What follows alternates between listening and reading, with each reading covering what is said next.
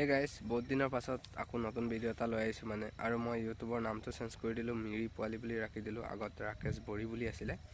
guys জানেনে আমাৰ পৃথিৱীখন বাৰু কেনেকৈ জন্ম হ'ল বা কেনেকৈ ষ্টাৰ্ট হ'ল আজি মানে এই পৃথিৱীৰ বিষয়ে মানে পুৰা আলোচনা কৰিম মই যিটো জানো আৰু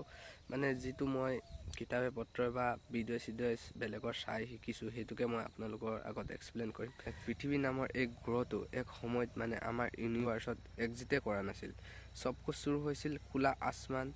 ধূলিকণা আৰু গেছৰ ডাৱৰৰ পৰা জানিব পৰা মতে 4.5 আৰব সাল পেহেলে মানে আগত মানে এটা সোলাৰ নেবুলাত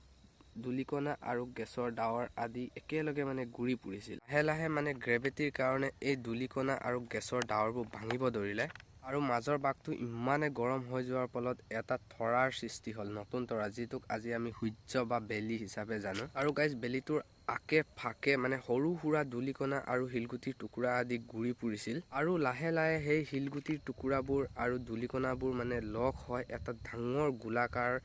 সৃষ্টি হৈছিল মানে সেইটোৱে আমাৰ পৃথিৱীৰ মানে ষ্টাৰ্টিং পইণ্টটো আৰু বুলি ক'ব পাৰি এনেকৈ আমাৰ পৃথিৱীখন মানে গাইজ বনিছিল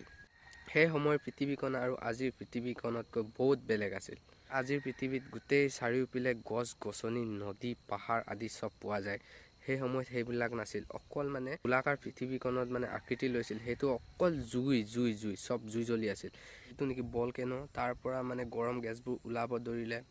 আৰু কমেটছৰ কাৰণে মানে পৃথিৱীলৈ পানী আহিলে মানে এইটো আমি কি ধূমকেতু বুলি কওঁ তাৰ কাৰণে পৃথিৱীলৈ পানী আহিলে আৰু লাহে লাহে এটা এটমস্ফিয়াৰ বনিব ধৰিলে তাৰ পাছত আমাৰ সাগৰবিলাক সৃষ্টি হ'ল আৰু পৃথিৱীত প্ৰথম জীৱ সৃষ্টি হৈছিল সাগৰৰ তলত যিটো নেকি প্ৰথম এটা সৰু জীৱ সেইটোৰ পৰা আজিলৈকে আমাৰ পৃথিৱীখন মানে বনিলে আৰু অহংকাৰ কৰি লাভ নাই সেইটো কাৰণে কৈছোঁ চবে চবৰ লগত মিলি থাকিব লাগে মানে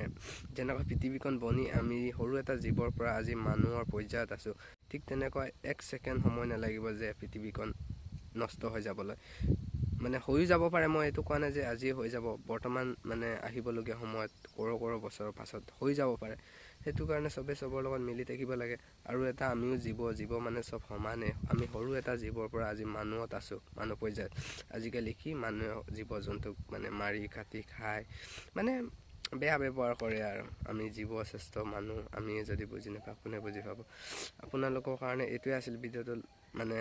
কি জানো ক'লোঁ আৰু মানে যদি ভাল লাগিলে ছাবস্ক্ৰাইব কৰি দিব মই ভালকৈ এক্সপ্লেইন কৰিব জনা নাই মানে নতুনকৈ ইউটিউব চেনেলটো খুলিছোঁ না গাইছ ইমান পাৰফেক্টলি অহা নাই ক'ব জনা নাই ভালকৈ